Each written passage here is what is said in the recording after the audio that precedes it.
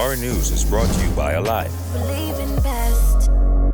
Good evening, Bahamas. Coming up in our news tonight, the Deputy Prime Minister promises to rebuild Ragged Island. The former health minister concerned about decreasing vaccination rates. And later, a charity taking care of those in need now needs your help.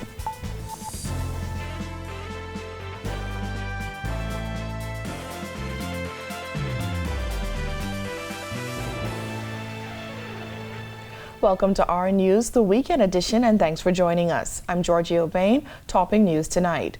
Deputy Prime Minister Chester Cooper making it clear that Ragged Islanders can count on him to get the job done this time around. Our Bethany McDermott reports.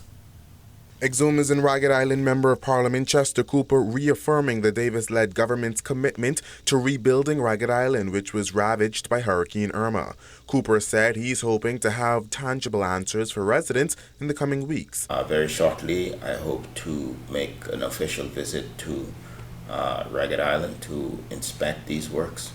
And hopefully by then, over the next few weeks, we will have some tangible answers for the people of Ragged Island in relation to many of the things that they have been waiting for. But we are receiving all of the briefings at the moment.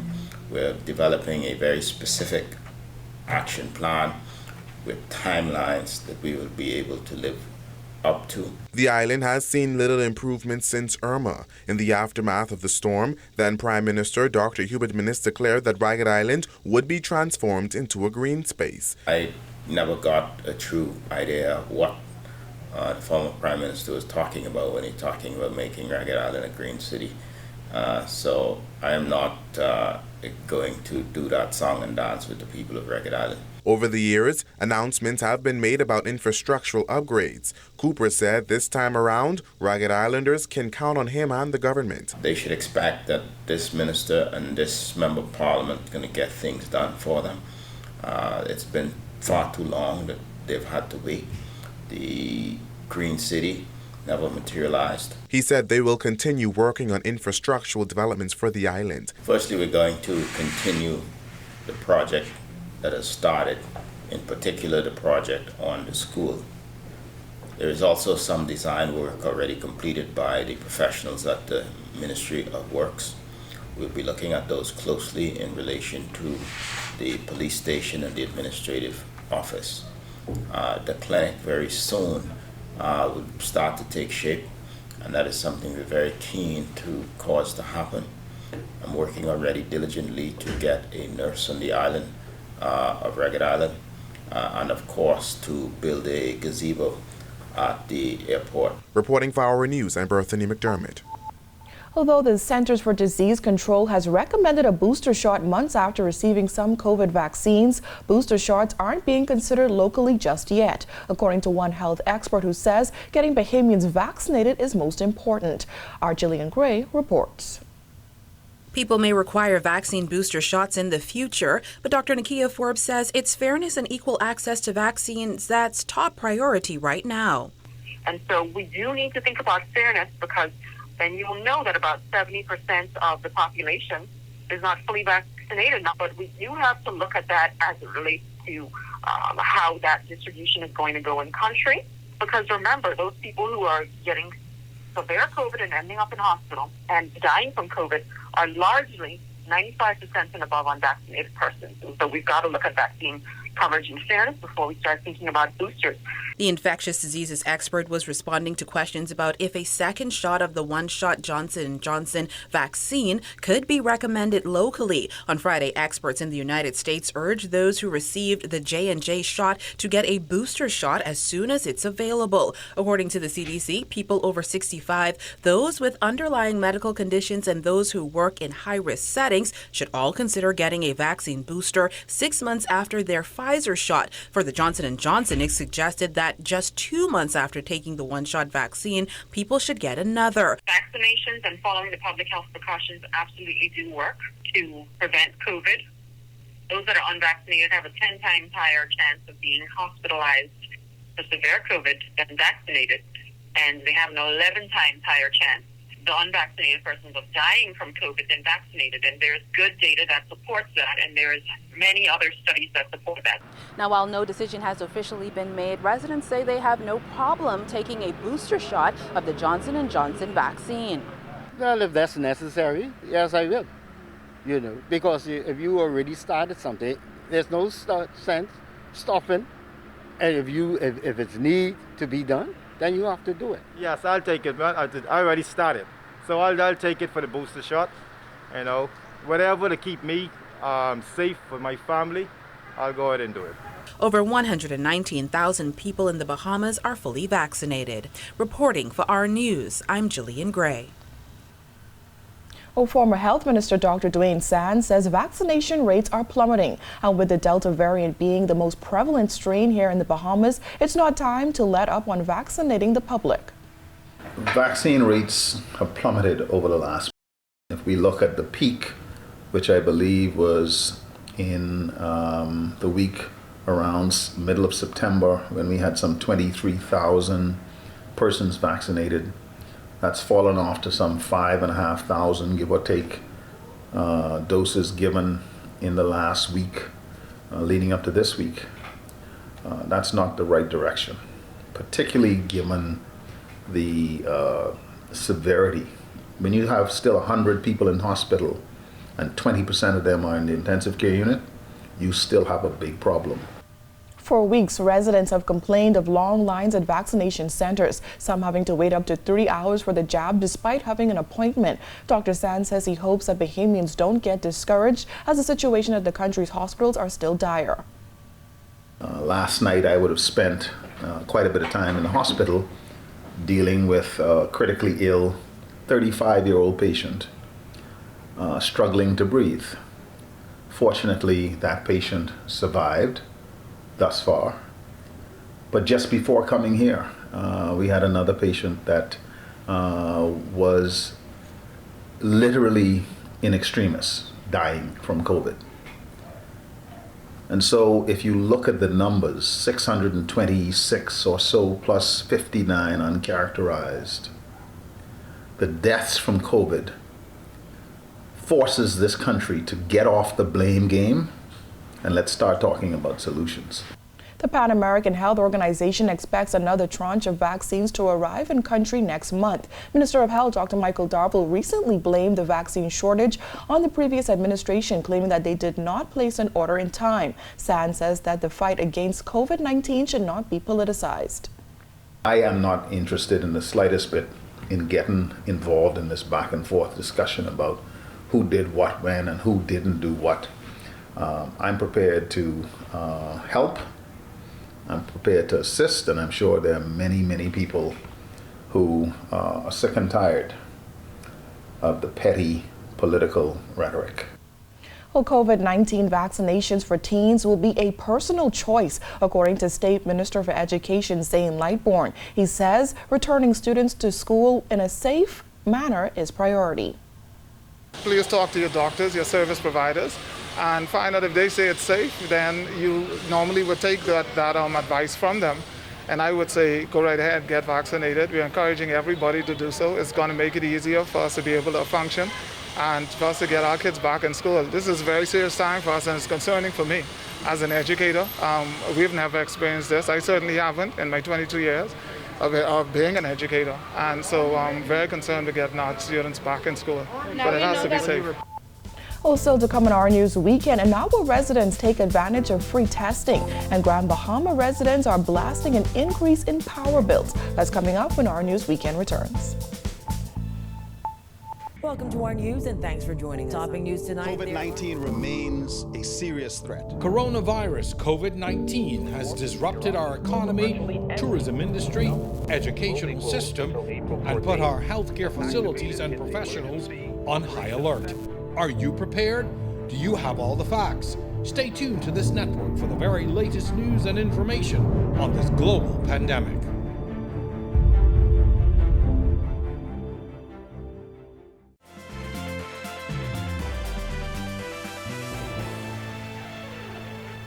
Inagua residents welcoming free COVID testing on that island as the government's pilot program kicked off on Wednesday. Residents said it's something that should have been in place a long time ago. In recent weeks, the island of Inagua has seen multiple new COVID-19 cases and deaths. Zion Baptist Church Hall in Matthewtown was converted into a testing facility this week. Leona Burnside survived her fight against COVID-19, and now she's encouraging fellow residents to get tested. It's very important that we get tested for COVID. I was one of the first here in Inagua to have COVID, and I survived. I'm also fully vaccinated, and I'm trying to keep my island safe. So, hey, let's get tested. Other residents said it's important to know your COVID-19 status, especially in the tight-knit communities. We live in a small knit community. Our community is so small. Lately we had about 6 dead from the Delta. And we try to wait for the government so we can get Inagua and the rest of islands that are being affected. And because we're so closely knit, so easily travel, and we just want to know our status with persons that we wake around or we be around, so we'll know if someone is sick, you can isolate them. Because I have some little people to take care, so I'd rather be safe than sorry. I just want to let you know my wonderful experience with doing the rapid COVID test. I'm very happy for the team that traveled to Inagua. It is much needed and very much necessary at this time, and I'm super excited. I pray that everyone take advantage of this awesome opportunity. Nurse Siobhan McBride expressing optimism at the turnout. We are very grateful for all that is being done today, the screening and persons know their status, and like I said, they know going forward now, and they're not more afraid of now taking tests, and they see how easily and how everything is going smoothly, and they're now more receptive in future to take the test again. Defense Force Officer Gerard Hepburn encouraged others to take advantage of the free testing.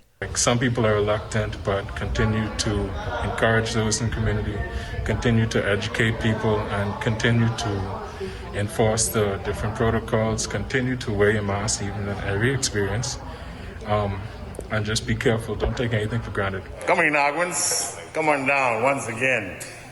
Free tests, free masks, more protection. Already tests. Negative.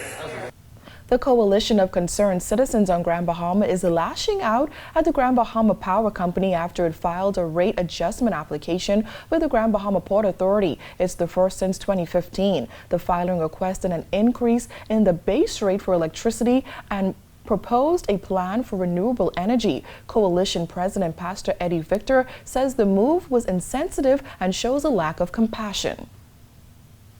They want to submit this rate application during the worst economic time in Grand Bahama. And it reveals the true corporate partnership of this company, because if you were partnering with the community in a true sense and with the government, you would not be raising the rates of electricity. In fact, you will be trying to bring it down. In a statement Tuesday, Minister for Grand Bahama Ginger Moxie said the government appointed a cabinet committee to review and address a proposed rate hike by the Grand Bahama Power Company, while making it clear that the government will not support a rate hike at this time. She also acknowledged that the Port Authority's assurance that the no rate increase has been improved and that the application is just that. Victor says that the cost of electricity is already too high and residents and businesses can't bear the cost of a rate hike. It is very clear. The residential customers, the business customers, the hotels cannot absorb any further increase on their electricity bills. The average consumer, I believe I can say this, most people cannot pay their full monthly bill. They either have to make a payment on it or they have to try to pay as much as they can on it. Well, when our news weekend comes back from the break, a story of strength and overcoming the odds. And the singing bishop tells our news how it all got started. The details when our news returns. Welcome to our news and thanks for joining us. Topping news tonight. COVID-19 remains a serious threat. Coronavirus COVID-19 has disrupted our economy, tourism industry, educational system, and put our healthcare facilities and professionals on high alert. Are you prepared? Do you have all the facts? Stay tuned to this network for the very latest news and information on this global pandemic.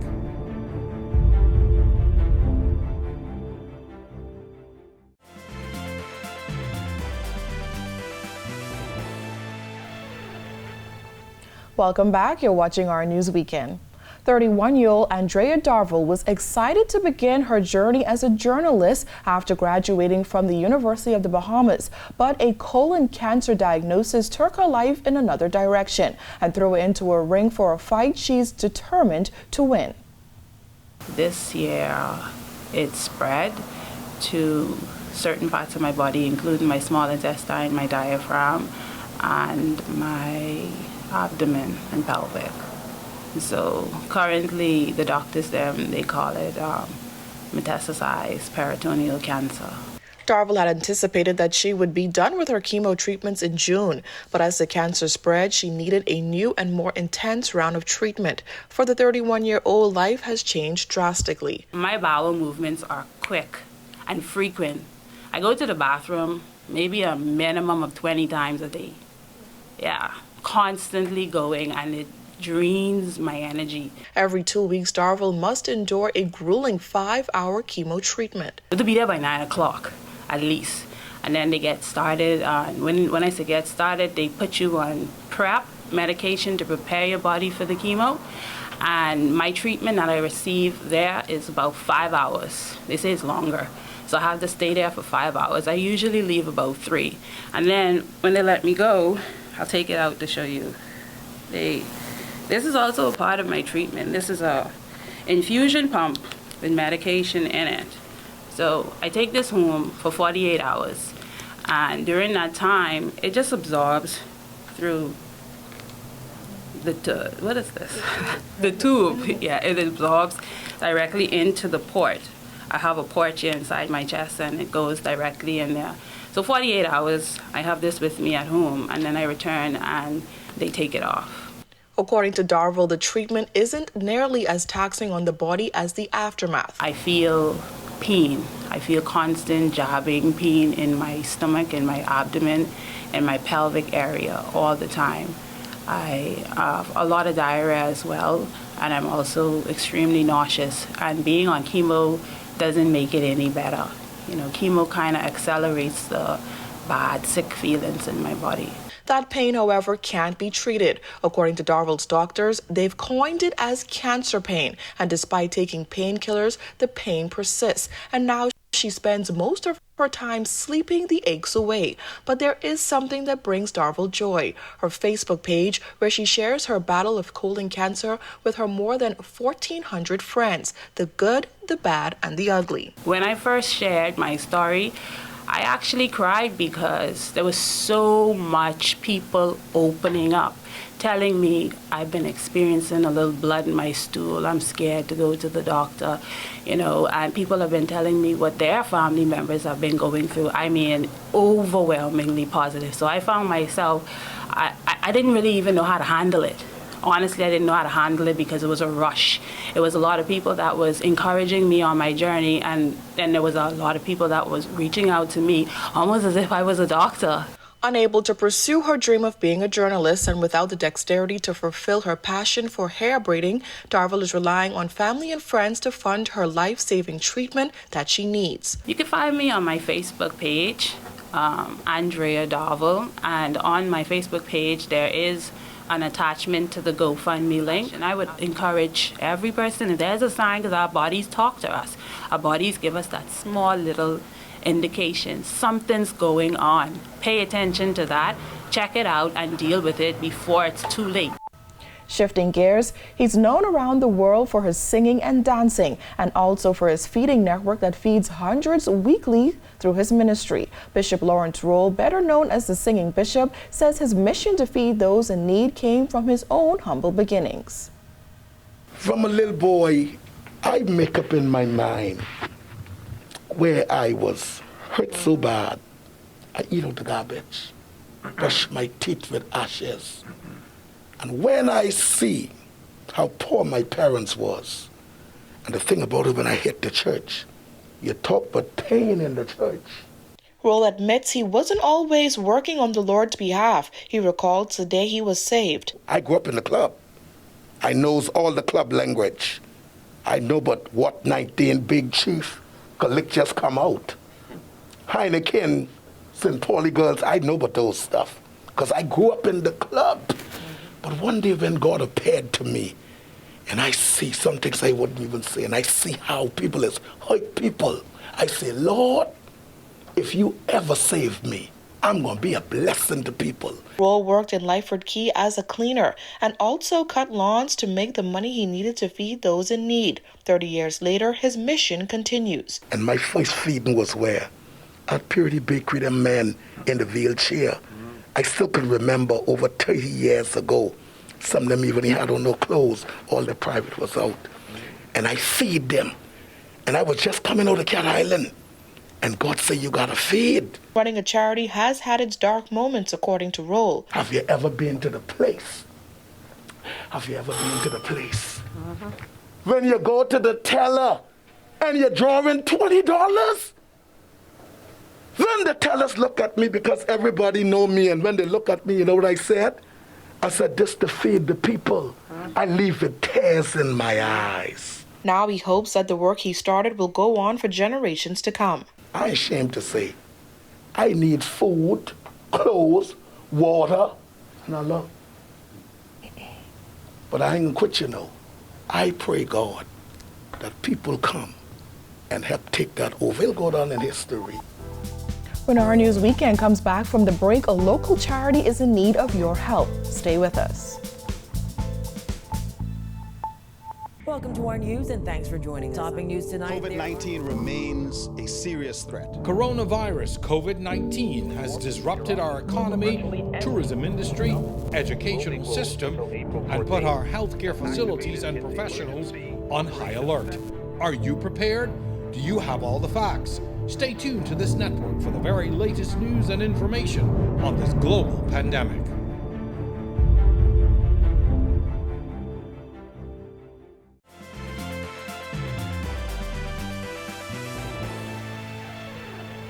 The recent string of homicides has left many children fatherless, and a nonprofit organization is in need of donations. President of Families for All Murder Victims, Candy Gibson, said her agency is in dire need of baby supplies. But the last few weeks, you can see there was a rise in murders. And these guys being killed are leaving children 3 months, 6 months, 1 year. We even had a guy who got killed who left a girlfriend pregnant.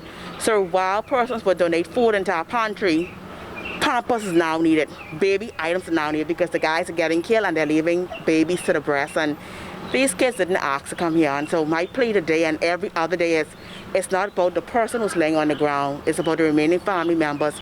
The agency is currently expanding its operations and could use the help of volunteers, according to Gibson. Donate to food. Let's make sure these kids eat. Let's make sure these kids have Pampers, baby wipes. Let's make sure a mother who's bringing a child in the world without a baby daddy being here, that she is properly taken care of. And so we're appealing to the public once again, please support FOAM. We don't just have murder victims, but we also have a housing project where we house persons there also. We have a full community center where we do resumes, copy documents, we give out grocery, and we give out new and used clothing. So we're asking persons, please partnership with FOAM today. Well, thank you so much for joining us for our News Weekend. On behalf of the entire team, I'm Georgie O'Bain, and we'll see you right back here tomorrow night. Have a beautiful evening, Bahamas.